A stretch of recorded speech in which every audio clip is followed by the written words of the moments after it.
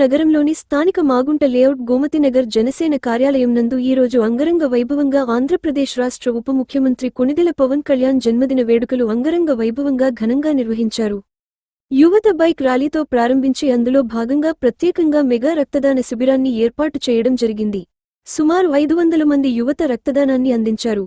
ఈ కార్యక్రమంలో rural MLA Kotamreddy Sridhar Reddy, Giridhar Reddy, Vemireddy Prabhakar Reddy, Prashanti Reddy, Gunukula Kishore, Janasena senior నాయకులు, కార్యకర్తలు తదితరులు అభిమానులు పాల్గొని పండుగ వాతావరణాన్ని కల్పించే విధంగా విజయవంతంగా కొనసాగించారు.